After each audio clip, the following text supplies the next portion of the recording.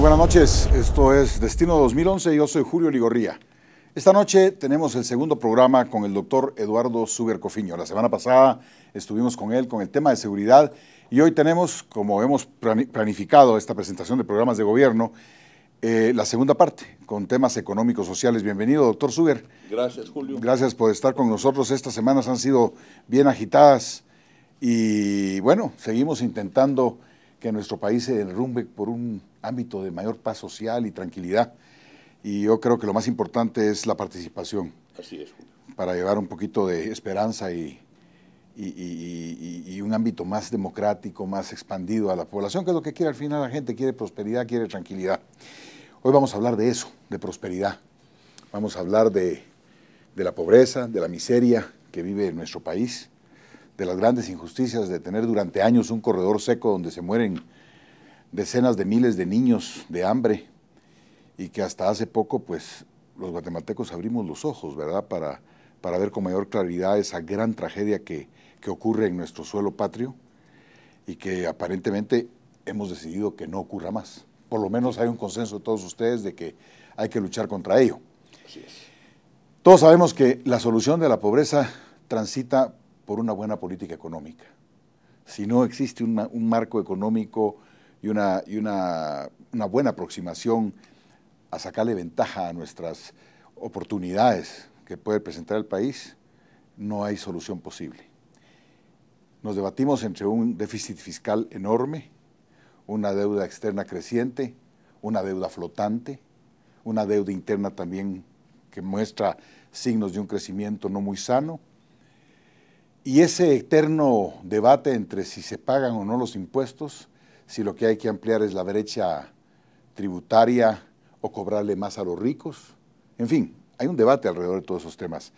A mí me gustaría que en esta primera parte, doctor Suger, habláramos un poquito de cómo observa usted precisamente todo ese fenómeno, cuáles son sus principales preocupaciones antes de que entremos a las preguntas y soluciones concretas. ¿Cuáles son sus más sentidas preocupaciones en el ámbito económico y social? Realmente, Julio, la pobreza es el problema central de toda sociedad. Y la pobreza en Guatemala ha ido en crecimiento. Hay pobreza extrema. Pobreza hay en casi todos los países del mundo, no así la pobreza extrema, donde las carencias son tan grandes que ya la vida es prácticamente muy difícil de sobrellevarla. Un colchón que sirve a toda sociedad para mantener un cierto equilibrio es la clase media, que son personas que tienen acceso a un trabajo, que pueden hacer una pequeña o una mediana empresa, tienen un ingreso que les permite llevar la vida, tener vivienda digna, poder tener un medio de transporte, salud, etc. Y siempre hay también ricos.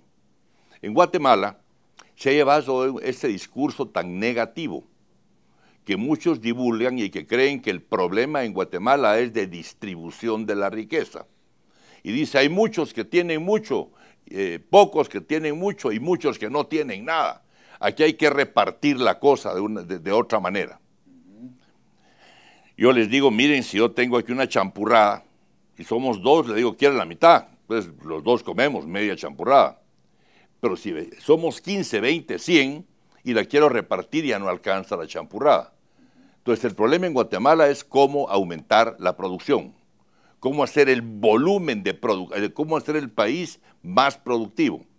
Y para poderlo, con solo hacerlo más productivo, si no hay forma de mercadear los productos, entonces estaríamos muy mal. O sea, más competitivo en los mercados mundiales. Ese es lo que tenemos que resolver para volver a hacer crecer lo que en una época fue lo que mantenía el equilibrio en el país, en la sociedad, que era esa clase media, que es la que se ha visto reducida. Lo que más aumenta hoy en día es la pobreza. Si vemos el panorama de cómo voy a asumir yo la presidencia el 14 de febrero del próximo año, es un panorama prácticamente desolador. Yo me pregunto cómo vamos a hacerle frente a esa deuda externa, la deuda interna, que hay que pagar todavía, hay un endeudamiento sobre toda la infraestructura, y no alcanza, no hay forma de pagarlo. O sea, no podemos. Los ingresos, hasta donde se ven, tributarios, se estiman que van a ser de 38.788 millones. El endeudamiento externo, interno, 5.600 millones. Y el externo, 8.526 millones. Hay una gran deuda. Grave, no existe un sistema de la inversión. O sea, ¿cuáles son las obras de Estado con que en qué se ha invertido el gobierno de la nación? ¿Dónde está ese inventario que nos diga dónde están las obras? Las auditorías que se han hecho a nivel municipal, a nivel ministerial, sobre la inversión que hace el Estado, son puras auditorías financieras sobre los números, sobre los gastos, pero no se va a revisar la calidad de obra y se va a revisar si realmente no hay un organismo encargado de ver si eso, lo que aparece en la papelería y en las facturas y en todo, realmente corresponde a la inversión que se ha hecho. O sea, ni siquiera tenemos hoy en día, si quisiéramos accesarlo, si le preguntamos a este gobierno y al anterior y a muchos, ¿dónde está el inventario de las obras que ustedes han realizado? No se cuenta con eso. Entonces, la situación en la cual entramos al gobierno es muy difícil. Hay que pagar la deuda. Tú sabes que hay muchas constructoras de que no se les ha pagado, que uno se pregunta cómo es que logran seguir operando o subsistir esas empresas a las cuales el gobierno les debe y ya no hay recursos para pagar. Ahora, hay constructoras que tienen supuestas demandas de pago sobre obras que no están hechas. Como no se tiene el inventario de todas las obras hechas, ni la auditoría de la calidad y dónde están. Ahora, ese es un problema de 12 años. Creo que lo decíamos en uno de los programas de que Guatemala, desde el gobierno de Alfonso Portillo, pasando por el gobierno de Óscar Berger y el gobierno de Álvaro Colón, ha sido esto un país abandonado, donde realmente obras importantes no hay. No hay.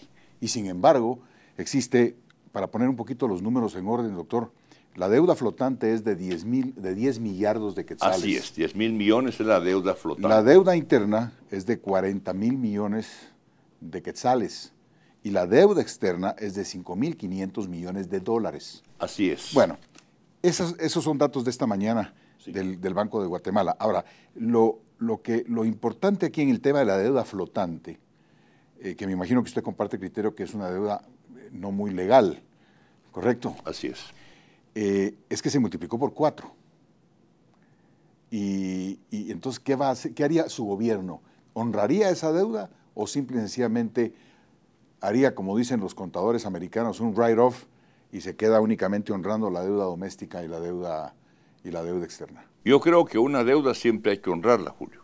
Pero está que hay que hacer un análisis. Como te digo, lo primero que yo haría es analizar el inventario de obra construida y tener una auditoría de todo lo que se ha hecho, pues cómo es que se ha ejecutado, cómo es que se ha originado. 24 meses para poder honrarla porque no va a tener usted suficiente tiempo, pero, digamos, para hacer una auditoría de esa magnitud, realmente van a ser mínimo 24 meses. Pero debe quedar instaurada ya permanentemente esa auditoría, y esa unidad auditora debería estar dentro de la Secretaría de Planificación Económica. Bueno, se supone que la tendría la Contraloría General de Cuentas de la Nación. Esa solo hace la auditoría contable, pues, numérica. Bueno, pero no tiene unidades de auditoría de calidad, de supervisión, de ejecución de obras, de ejecución de obra, etcétera. Okay. Y esa, la única que podría llevar el control es Planificación Económica.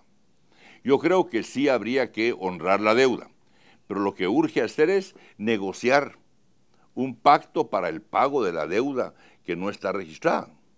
Para la deuda flotante. De la deuda flotante.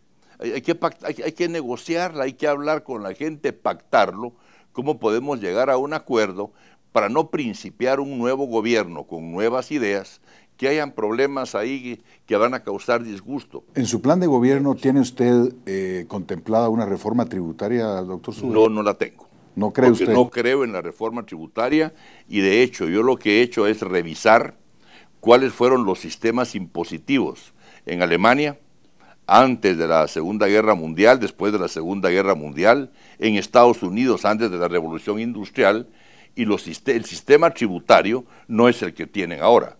Primero generaron desarrollo generaron crecimiento económico, y ya en un país desarrollado, industrializado, que tiene un volumen de producción respetable, entonces ya podemos negociar una reforma fiscal. Pero mire, doctor, si usted me está diciendo a mí que tiene una gran preocupación porque no hay recursos para funcionar y para brindar los servicios mínimos que la población requiere de que sean proveídos desde el Estado, ¿de dónde va a sacar recursos cuando esté gobernando? Menos recursos habrían si tratamos de aumentar la tasa impositiva.